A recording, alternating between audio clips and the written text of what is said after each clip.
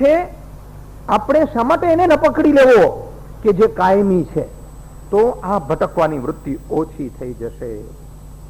કોઈ કંપનીમાં તમારે કામ કઢાવવું હોય તો તમે એક મજા જોજો કે જેટલા નાના માણસો હશે ને એ પોતાની સત્તા બતાવવા માટે ડોળા કાઢશે. એનાથી કામ થતું હોય કે ન થતું હોય, પણ તમને વચ્ચેથી રોકશે.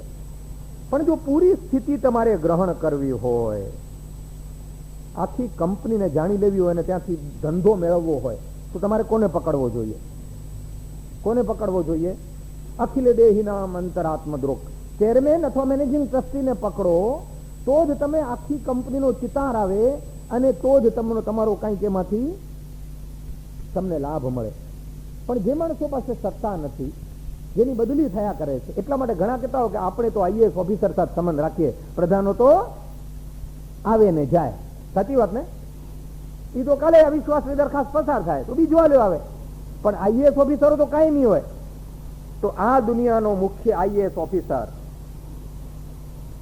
આ દુનિયામાં જેની હંમેશા સત્તા ચાલે છે, મારી જરા ભૂલ થઈ ગઈ, માફ કરજો, કે એવાને પકડીએ કે જેની બદલી ન થતી હોય. બદલી થતી હોય એને પકડો તો કઈ વળે? સામાન્ય ઓફિસરોની બદલી તો તમને ખબર હોય કે 3 વર્ષ પહેલા ન થાય, પણ આ મારો વાલો એવો ઉસ્તાદ છે કે એ ક્યારે બદલી કરે છે એની ખબર નથી પડતી. પડે જ ખબર? કોઈને ખબર પડે છે ક્યારે બદલી કરશે?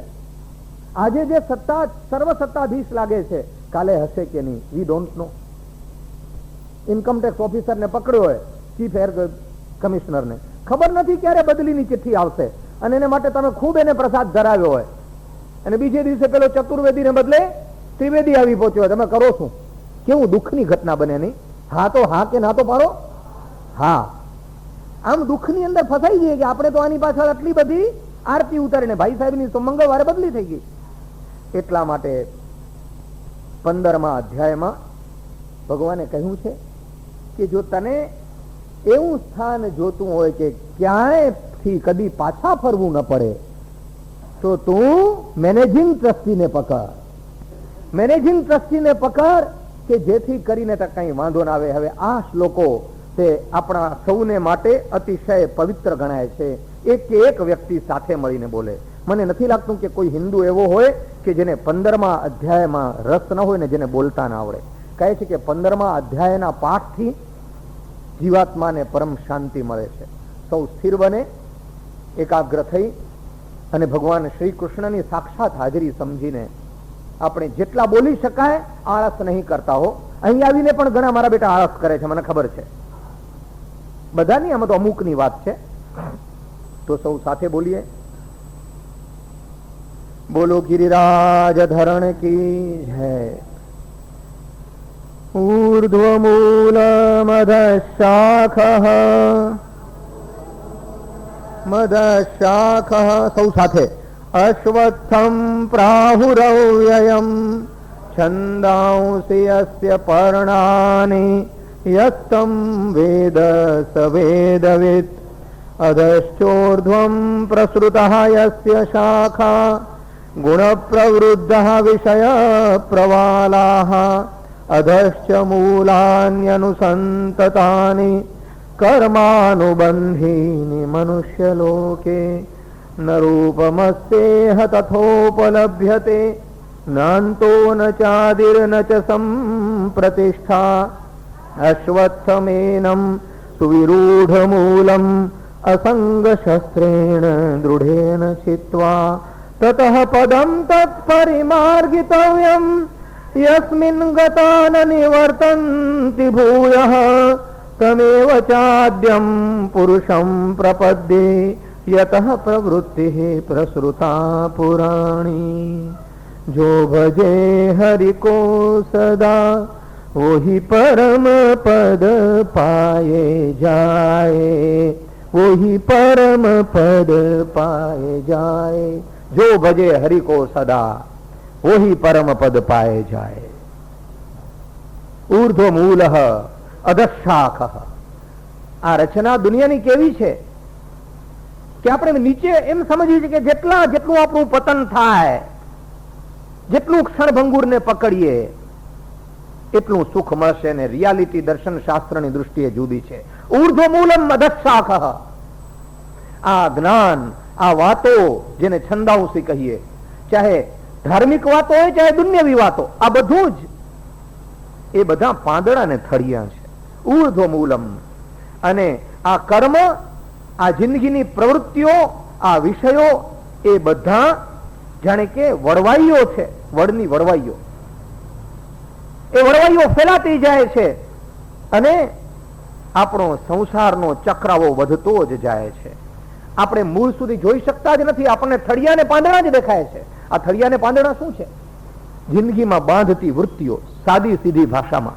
આ ક્ષણભંગુર કે જે છેતરી જવાનું છે, જે સાથે નથી રહેવાનું કશું પણ, આ દેહ નહીં, આ સંબંધો નહીં, આ વાસનાઓ નહીં, આ ઝંખનાઓ નહીં, આ મા, આ બાપ, આ પિતા, આ પુત્ર, આ સંબંધો, આ કીર્તિ, આ પૈસો, એ બધાની સાથી દૂર પેલે પાર નજર કોની જાય? ગોપીઓની. જે કહે ભગવાનને કે અખિલ દેહિનામ અંતરાત્મ દૃક, કે તું બધા જ દેહધારીઓની અંદર નજર કરનારો અને બધાને જોનારો છો. ભગવાન ગીતામાં કહે છે કે તતઃ પદમ તત્ પરિમાર્ગિતવ્યમ, તતઃ ત્યાર પછી પરમાત્મા પામી શકાય. ક્યાર પછી? અશ્વત્થમેનમ સુવિરૂઢ મૂલમ અસંગ શસ્ત્રેણ દૃઢેન છિત્વા. ડિટેચમેન્ટ, અનાસક્તિ રૂપી શસ્ત્રથી તું આ ક્ષણભંગુર સાથેના સંબંધો જ્યાં સુધી નહીં છોડે ત્યાં સુધી એ આદ્ય પુરુષને પામી નહીં શક. આ વાત તો બાઇબલ પણ કહે છે. જે આશારામ બાપુ બહુ સરસ વાત કરે છે આ વાતની, કે જબ તક दुनिया को नहीं छोड़ेगा तब तक रोना ही पड़ेगा, रोना ही पड़ेगा. अद्भुत વાત કરી છે. આ વાત ભગવાન કહે છે કે તમ એવ ચ આદ્યમ પુરુષમ પ્રપદ્યે યતઃ પ્રવૃત્તિ પ્રસૃતા પુરાણી. જે સહસ્રારની પેલે પાર છે. ઊર્ધ્વ મૂલઃ, જેના મૂળિયા ઉપર જવાથી છે. કેમ ઉપર? ડાબી બાજુની, જમણી બાજુની, કેમ ઉપર?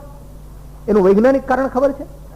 ઉપર જવા માટે વજન ઓછું કરવું પડે, હંમેશા નિયમ છે. ઉપર ચડવું અઘરું છે એ બીજો નિયમ, નીચે ઉતરવું સહેલું છે એ બીજો નિયમ. નીચે વજન સાથે ઉતરી શકો, ઉપર ચડી શકાય. અહીંયા તમને સત્યનારાયણ નો શીરો મળે તો લઈ જાવો સહેલો છે, પણ નીચેથી ઉપાડી આવો તો જરા કંટાળો આવે ને. ઉપર ચડો ત્યારે એવરેસ્ટ ઉપર ચડનારાને વજન ઓછું લેવાનું કહેવામાં આવે. વજન કરે તે હારે મનવા, ભજન કરે તે જીતે. આ મુદ્દાની વાત કે તતઃ પદમ તત્ પરિમાર્ગિતવ્યમ યસ્મિન ગતા ન નિવર્તંતિ ભૂયઃ. એ પદે ગયા પછી વ્યક્તિ પાછી ફરતી નથી. જો ભજે હરિકો સદા વહી પરમ પદ પાએ જાય. પેલા 26 દૈવી ગુણો જે છે ને ભગવાને કહેલા, અભયમ સત્વ સંશુદ્ધિ, 26 દૈવી ગુણો. એ 26 દૈવી ગુણો જે જ્ઞાન યોગ વ્યવસ્થિત દાનમ દમશ્ચ યજ્ઞશ્ચ સ્વાધ્યાય તપ આર્જવમ, આપણે બધા મોટા ભાગના એને ટેકનિક સમજી બેઠા છીએ. અરે ગાંડાઓ, આ તો એવું થયું, કોઈ છોકરીને પરણાવી નહીં કહ્યું કે તારે 9 થી 10 પ્રેમ કરવાનો, 10 થી 11 તારે કપડાને ગળી વાળવાની, 11 થી 12 આમ કરવાનું. આમાંના કોઈ પણ ગુણ ટેકનિકની જેમ શીખી શકાતા નથી.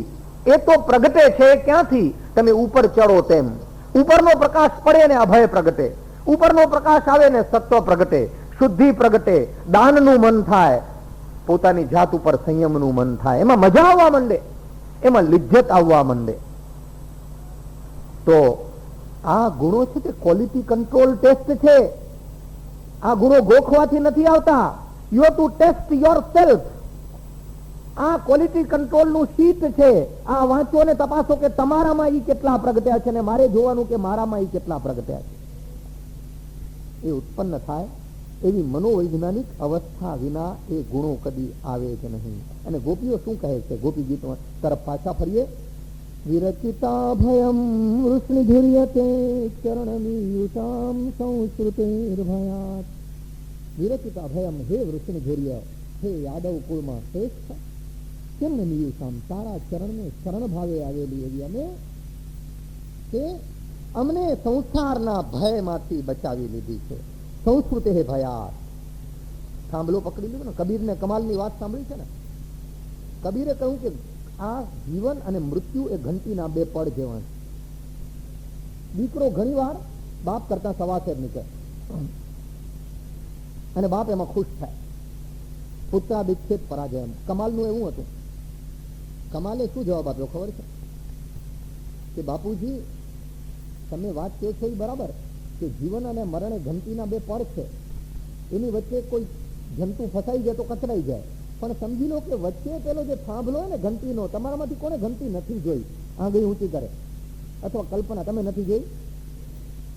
વાંધો નહીં, આવજો મારે ત્યાં માંડવી આવજો, કચ્છ માંડવી બતાવીશ તમને.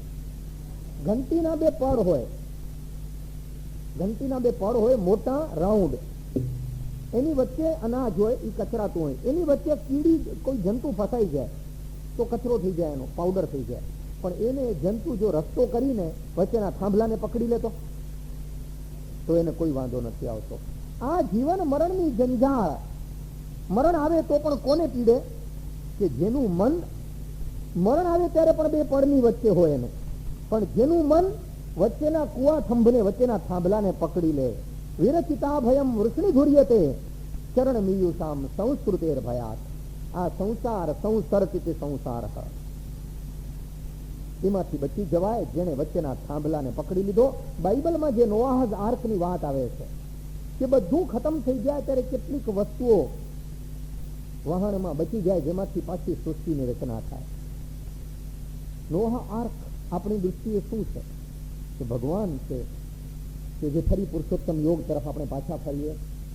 ન તદ્ભાસયતે સૂર્યો ન શશાંકો ન પાવકઃ યદ ગત્વા ન નિવર્તન્તે તદ્ધામ પરમં મમ.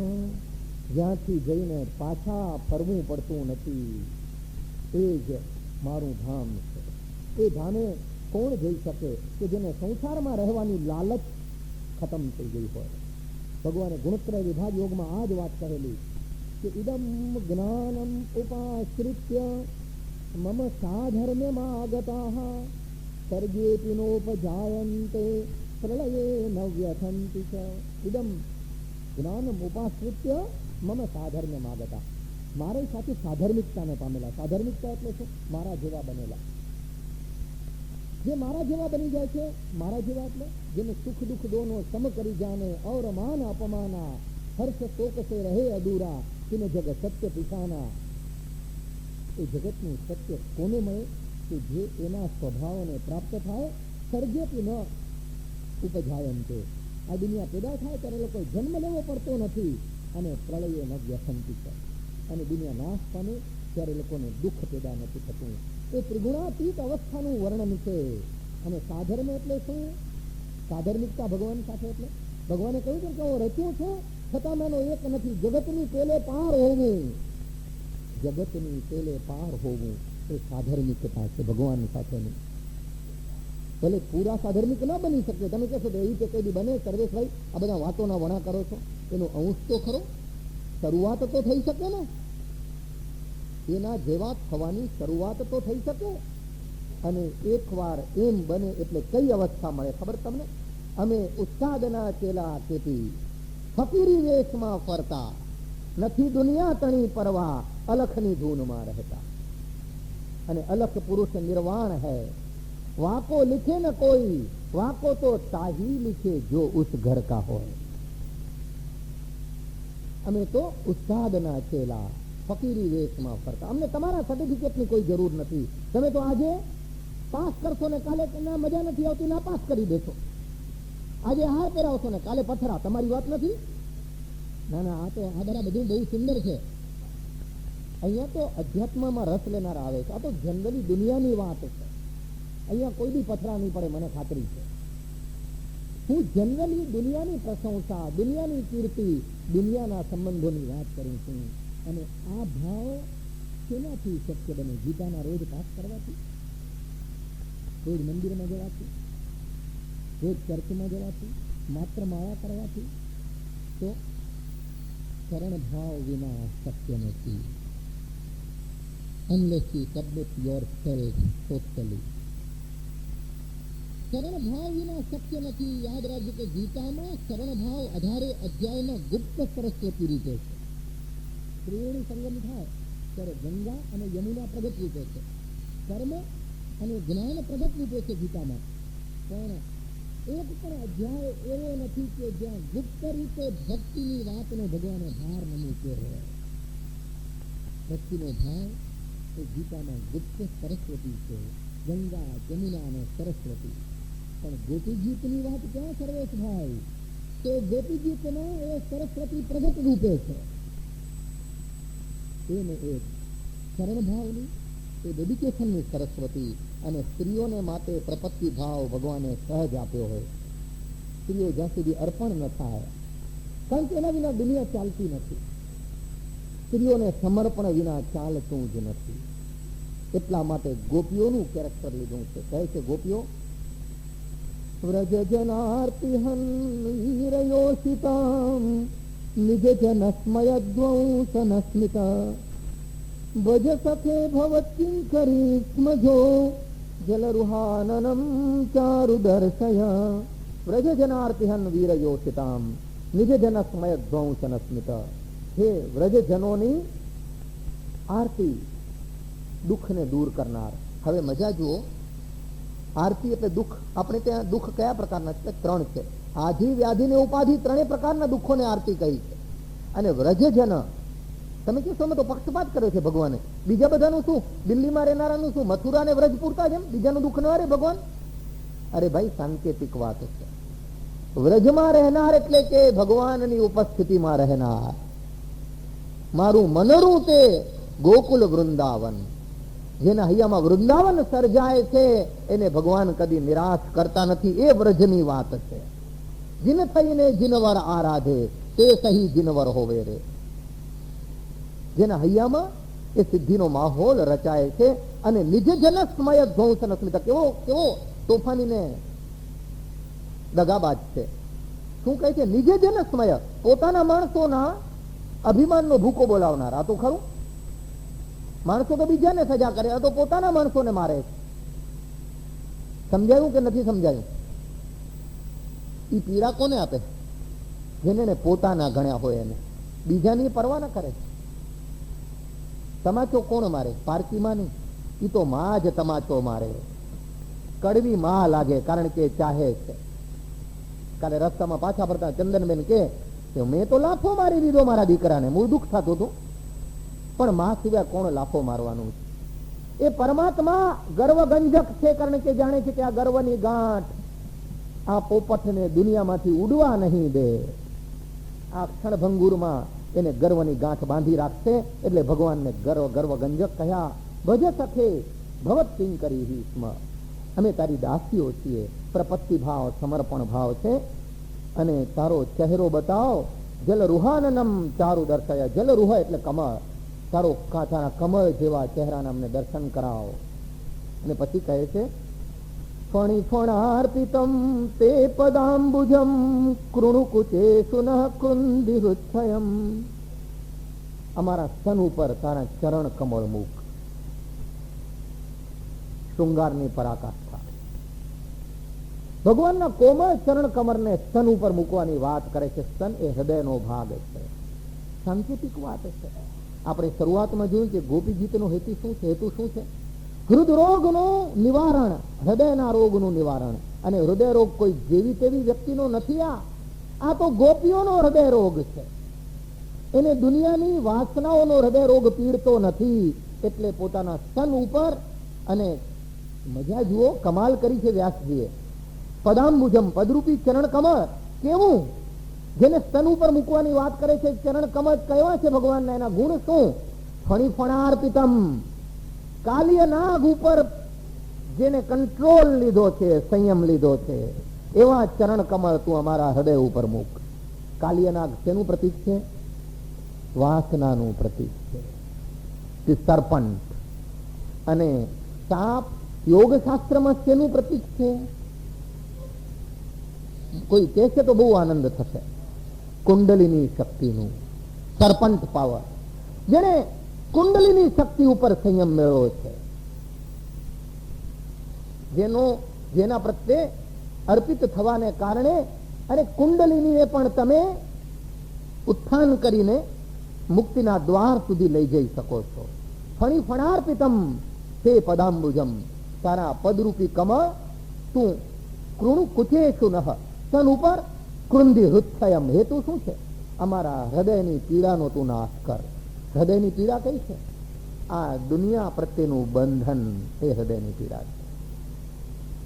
ચરણ કમળ અને એની આપણે આ વાત સમજ્યા તો આ કોઈ સામાન્ય ગોપી, કોઈ રૂપાળા ગોપકુમારના પ્રેમમાં પડી હોય એ વાત નથી.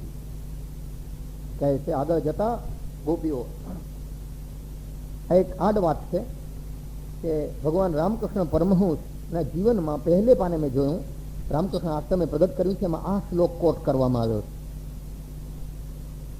તવ કથામૃતમ તપ્ત જીવનમ કવિભીડીતમ કલ્મષાપહમ શ્રવણ મંગલમ શ્રીમદાતતમ ભુવિ ગૃણંતિ તે ભૂરિદા જનાહ. હે ભગવાન, તારું જીવન કેવું છે કે તવ કથામૃતમ તપ્ત જીવનમ, તપેલાઓને જીવનનું દાન આપનાર, કરુણા વર્ષંતા આવો. રવિન્દ્રનાથ કહે છે ને કે અમારી સૂકી ધરતી પર હે પ્રભુ કરુણાની વર્ષા વરસાવતા આવો. તવ કથામૃતમ, તારી કથાનું અમૃત, તપ્ત જીવનમ, તપ્ત લોકોને જીવન સમાન, કવિભીડિતમ, અને કવિઓએ જેને ગાયું છે, ઋષિઓએ ગાયું છે, કલ્મષાપહમ, અમારા મેલને દૂર કરનાર, શ્રવણ મંગલમ, જેને સાંભળતા મંગળ થાય, શ્રીમદ, તેજથી પરિપૂર્ણ, આતતમ વિસ્તૃત, ભૂવિ ગૃણંતિ તે ભૂરિદાહ જનાહ. જે લોકો આ ગાનનો પાઠ કરે છે ને એ ખરેખર આ પૃથ્વી ઉપર મોટા દાનવીરો છે. મને પણ સર્ટિફિકેટ મળી ગયું. નહીતર આ માણસ પાસે અહીંથી જવાના ટેક્સીના 15 રૂપિયા ગ્રાન્ટ રોડ, એના સિવાય બીજું હતું શું? કઈ હતું? કઈ હતું કે નહીં? શું ના? તમે ક્યાં અમારું બેંક બેલેન્સ જોવા આવ્યા છે? ના પાડી દીધી. અમારામાં છે ને સ્કૂલમાં રમત રમાડતા, કાલા ધોલા, કાલા ધોલા, કાલા ધોલા. ધોલા એટલે આ ભાગ ને કાલો એટલે આ. અમારું માસ્તર બહુ ઉસ્તાદ, એ કાલા બોલે જો આમ કરે તો બેસાડીને નાપાસ, તો તમે નાપાસ એટલા પૂરતા. ના ના, આ તો મજાક છે. કહેવાની વાત કે મારી પાસે શું હતું કે જે હું તમને આપું, પણ કહ્યું છે કે જે લોકો ભગવાન તારા જીવનનો પાઠ કરે છે બધાની સાથે મળીને, એ લોકો તો મોટા દાનવીરો છે. કાલે મેં કહું કે પ્રેમપુરી એ આ રણ મેદાનમાં રણદ્વીપ છે હરિભાઈ. તમે એક એવી પરબ માંડી છે કે હજારોના જીવનની અંદર અમૃતનો રસ વહેતો જ રહેશે. આજે નહીં, 50 વર્ષે, 100 વર્ષે, હજારો વર્ષોથી. પાણીના પરબ તો આ શરીરને પોષશે. આ તો કેટલા દુઃખોને હરિભાઈ, કેટલાના દુઃખોને હરી લેશે, કેટલાને તન મન ધનથી તૃપ્ત કરશે. જે ગોપીઓ કહ્યું ને હૃદયમ, એ હૃદય રોગને નાબૂદ કરનારું પ્રેમનું અમૃત તમે પાવ. તો આપણે આગળ વધીએ તો 17મા અધ્યાયમાં શ્રદ્ધાના 3 પ્રકારો વર્ણવવામાં આવ્યા છે. કાલે ઉઠીને કોઈ કહે કે આ તો લાકડે માકડું વળગાડી દીધું. અરે ગોપી ગીતમાંથી આખી ગીતા પ્રગટે છે. તમે ડૂબો બસ, એને માણો, અને તમને જો ગીતાનો અક્ષર અક્ષર એમાંથી પ્રગટ થતો ન દેખાય તો મારો કાન પકડજો. સાત્વિકી, રાજસી અને તામસી. ભગવાન પોતાના શ્રીમુખે કહે છે તત્વાનુરૂપા સર્વસ્ય શ્રદ્ધા ભવતિ ભારત. જેવું માણસના વ્યક્તિત્વનો પ્રકાર એવી એની શ્રદ્ધા હોય છે. વ્યક્તિત્વનો પ્રકાર જો તામસ હોય ને તો એને ઈ જ ચીજ જોઈએ, બીજું કઈ ચાલે છે નહીં. એને તમે દૂધ પીવડાવો ને તો પણ દારૂના પેગમાં આપો તો જ એને ફાવે. આ સાદી સીધી શ્રદ્ધાની વ્યાખ્યા. દૂધ પીવડાવો તો પણ દારૂના પેગમાં હોય તો એને મજા આવે. સોડા ખાસ કરીને, કારણ કે સોડા અનુપાન છે ને દારૂનું. એવી જ વાત અહીં છે. હમણાં મેં સાંભળ્યું કે વેજીટેરિયન ઈંડાની કહે છે, પણ ઈંડા જોઈએ મારા બેટાને. અરે બાપા શું કામ? મને પહેરાવો પાટલું વાળો, સારો માણસ નહીં, પાટલું ને પહેરેલું હોવું જોઈએ, અંદર ભલે પછી પોલમ પોલ. અરે આ તો કઈ વાત છે. અને વેજીટેરિયન મટન નીકળ્યું છે હમણાં વળી. મેં કહ્યું કેવું હોય તો કે સુરણ જેવું હોય. પણ બાપા તો મટન નામ આપવાનું શું? તામસી શ્રદ્ધા. એને એના વગર ભરોસો ના આવે. શ્રદ્ધાનો અર્થ એટલે આટલું જ કે આને આ સુદર્શન ચૂર્ણ અદભુત વસ્તુ છે, ઉકાળીને પીઓ તો. પણ એ તો બધું દેશી ને, અમે તો બધા આધુનિક, અમને તો અંગ્રેજીમાં ફાવે. એટલે એનું નામ તમે જો કંઈ કરી નાખો, શું નામ પાડશું? થંડર ટંડર કંઈક નામ પાડી નાખો, શું નામ પાડશું? એકાદ નામ તો સૂચવો. કોઈ અંગ્રેજી નામ આપો તો જુઓ તમે ધડાધડી બાટલીઓ જાય છે. શ્રદ્ધાની વાત થઈ. એને તમે એ ચીજમાં આપો. યોગા કરાવો છો તો અમે આવશું, યોગ કરાવતા હો તો નહીં આવીએ. શ્રદ્ધા લાગી ગઈ છે. સત્વાનુરૂપા સર્વસ્ય. તમારું જે મેટલ છે ને, તમારી અંદરનું, તમારા જે સંસ્કાર છે એ પ્રમાણે તમને શ્રદ્ધા જાગે છે. સાત્વિકી દૈવી ભાવમાંથી પ્રગટે છે, રાજસી ક્ષણભંગુર આસક્તિમાંથી પ્રગટે છે, અને તામસી શ્રદ્ધા આ ક્ષણભંગુર ની અંદર ભેંસની માફક ડૂબી જવામાંથી પ્રગટે છે. જેને ભગવાનમાં તામસી શ્રદ્ધા હશે બકરા કાપશે, પણ જેને ભગવાનમાં સાત્વિકી શ્રદ્ધા હશે, અરે એ તો માનસ પૂજા કરશે ને તો પણ ભગવાનને પહોંચી જશે. સવાલ તમારા હૈયાની શ્રદ્ધાનો છે. શ્રદ્ધયા પરયા તપ્તમ તપઃ ત્રિવિધમ નરૈઃ અફલાકાંક્ષિતમ કાંક્ષિભિર્યુક્તૈઃ સાત્વિકમ પરિચક્ષતે. કોઈ જાતની ફળની આકાંક્ષા વગર ગોપીઓનું જે તપ છે, ભગવાન છોડી ગયાની ભ્રમણા ઉભી થવા છતાં શ્રદ્ધા છે. અને એને શું અપેક્ષા છે? કૃષ્ણ એને દ્વારકા લઈ જાય એવી અપેક્ષા છે. કૃષ્ણ એને પત્ની બનાવે એવી અપેક્ષા પણ નથી. એ તો ભલે 8 પટરાણીઓ ભોગ ભોગવતી, ગોપીઓને તો એનો પતિ તરીકેની મહોર પણ ગોપીઓને નથી જોઈતી. અફલાકાંક્ષિભિઃ યુક્તૈઃ સાત્વિકમ પરિચક્ષતે. અને ગોપીઓની મનોદશા જુઓ તમે. આ સાત્વિક દશા કેવી છે કે તું ભલે ખોવાઈ ગયો હો, પણ તારા કોમળ પગને તીણા ઘાસની અણીઓ વાગે નહીં. તું ભલે ખોવાઈ ગયો હો. અને એ વાત હવે પછીની પંક્તિઓમાં પ્રગટ થાય છે. ચલસી યદ્વ્રજાચારયન પશૂન નલિન સુંદરમ નાથ તે પદમ શિલતૃણાંકુરૈઃ સીદતી તિનઃ કલિલતામ મનઃ કાંત ગચ્છતિ. ચલસી યદ્વ્રજાચારયન પશૂન. હે ભગવાન, તું વ્રજભૂમિમાં જ્યારે પશુઓને ચારતો ફરતો હશે, અત્યારે ભલે અદૃશ્ય થઈ ગયો, તો તારા પગની તળેટી, તારા પગમાં કેટલી પીડા થતી હશે. શું કામ? કે નલિન સુંદરમ કા નાથ તે પદમ. તારા ચરણ તો કમળ જેવા છે હે ભગવાન. એ ચાલ્યો ગયો છે, એમાં એને શું પીડા થતી હશે એનું દુઃખ થાય છે. ભગવાનના ચરણની કોમળતા એને યાદ આવે છે કે શિલતૃણાંકુરૈઃ સીદતી તિનઃ કલિલતામ મનઃ કાંત ગચ્છતિ. એ જે દર્ભની ધાર તને વાગતી હશે ને, એના મનની પીડા જાણે અમને દર્ભની ધાર વાગતી અને ગોપીઓ કહે છે અમને એવું દુઃખ થાય. પ્રણત કામદમ પદ્મઝાર્ચિતમ ધરણી મંડનમ ધ્યેયમાપદી. ભગવાનનું વર્ણન કરે છે કે કેવા છો તમે, કે જે સમર્પિત છે એની આકાંક્ષાને પૂરી કરનારા. આમાં રમત જુઓ કે જે એને સમર્પિત હોય એની આકાંક્ષા શું હોય. એને સમર્પિત હોય એને એના સિવાય બીજી કોઈ આકાંક્ષા રહેતી જ નથી. પ્રણત કામદમ પદ્મઝાર્ચિતમ. આના બે અર્થ છે. પદ્મજ એટલે બ્રહ્મા અને પદ્મજા એટલે લક્ષ્મીજી. બ્રહ્મા અને લક્ષ્મી દ્વારા જેની અર્ચના થઈ છે. ધરણી મંડનમ અને પૃથ્વીની શોભા સ્વરૂપ. ધ્યેયમ આપદી. અને આપત્તિમાં જો એકમાત્ર ધ્યાન કરવા યોગ્ય હોય તો એવો તું છો. અને હવે અદ્ભુત સુંદર ચિત્રાત્મક વર્ણન છે, તમે જરૂર સાંભળજો. ગોપીઓ ભગવાનનું વર્ણન કરે છે. બિન પરીક્ષયે નીલકુંતલૈઃ વનરુહાનનમ બિભ્રદાવૃતમ. બિન પરીક્ષયે નીલકુંતલૈઃ.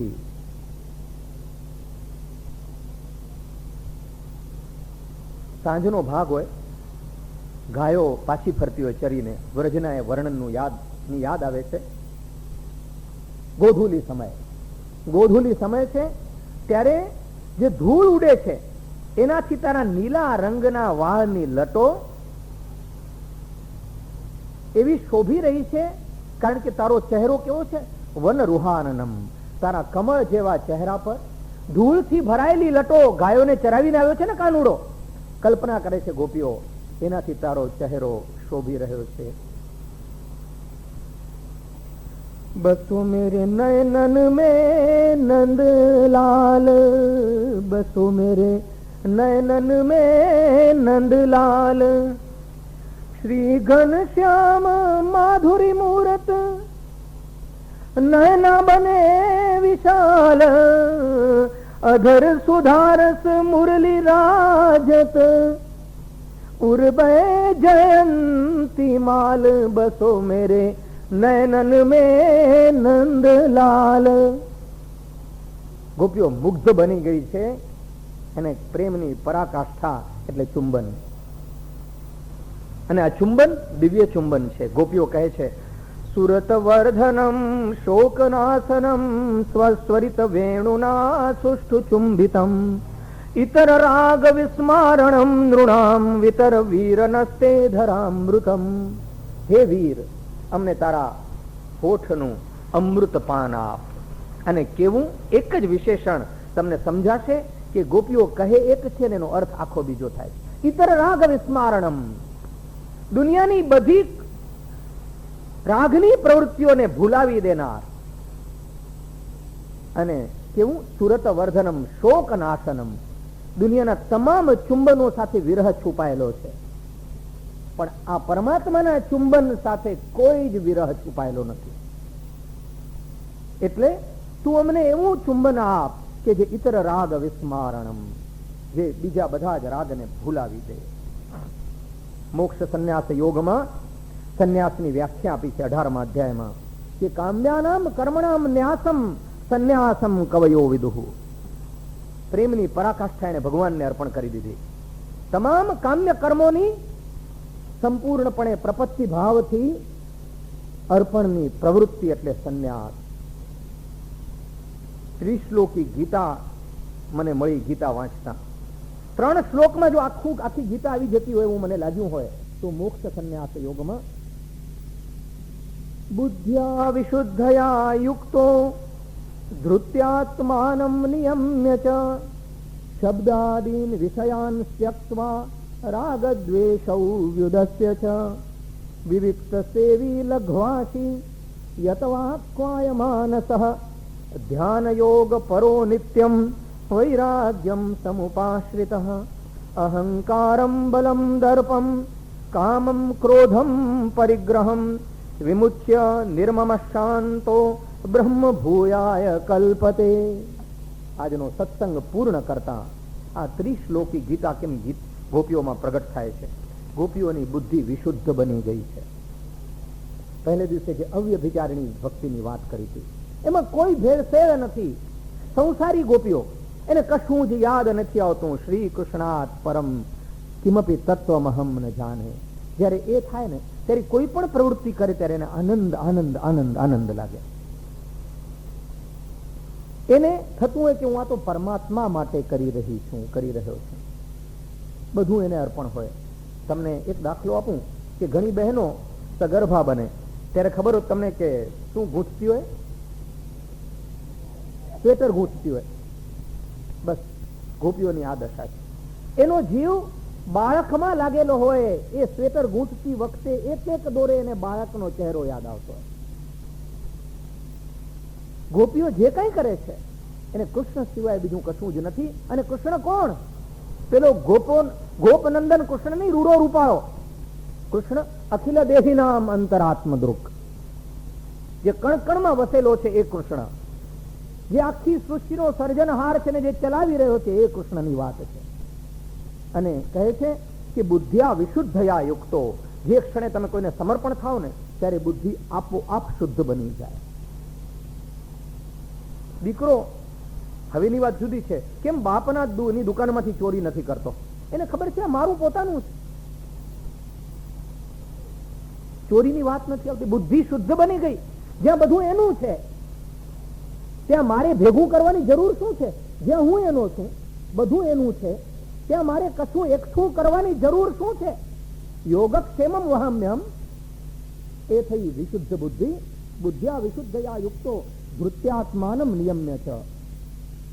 પોતાની આત્માને, પોતાની જાતને, અહીં આત્માનો અર્થ જાત છે, જાત ઉપર સંયમ કરીને શબ્દાદીન વિષયાન ત્યક્ત્વા. શબ્દ એટલે શબ્દ, સ્પર્શ, રૂપ, રસ, ગંધ, ઇન્દ્રિયોની તમામ પ્રવૃત્તિઓમાંની વાસનાને છોડીને રાગ દ્વેષૌ યુદસ્ય છે, રાગ અને દ્વેષ બંનેને છોડીને વિવિક્ત સેવી, એકાંત સેવી, એને આનંદ આવે. શું કામ?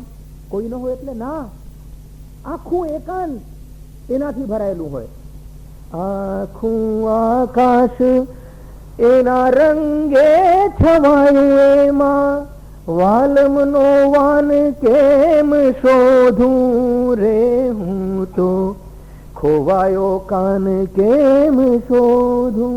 આખું આકાશ એના રંગે છવાયું, એમાં વાલમનો વાન કેમ શોધું.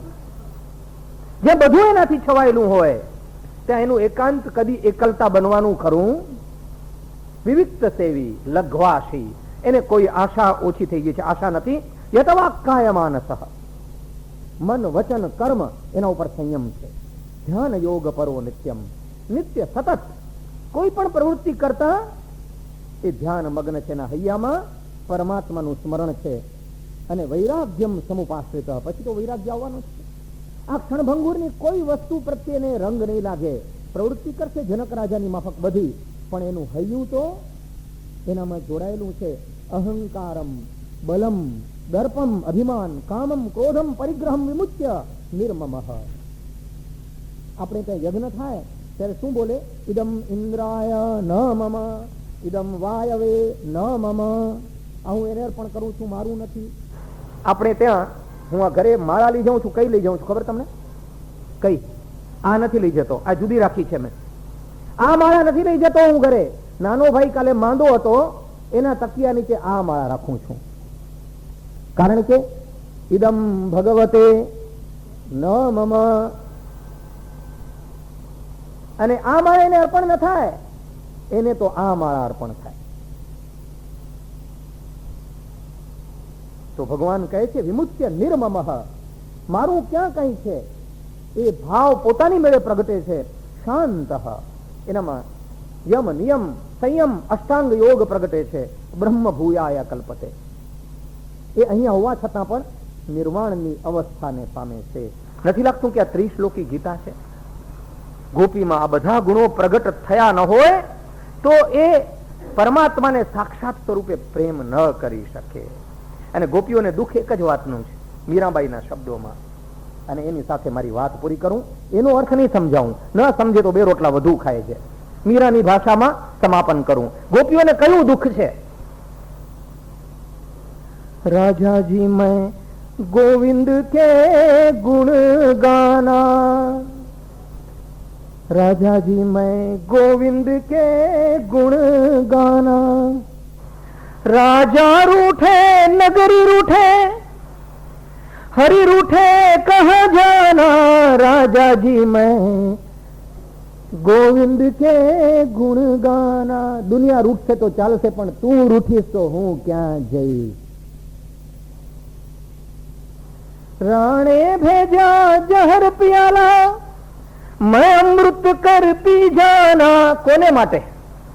राणे भेजा जहर पियाला, मैं अमृत कर पी जाना।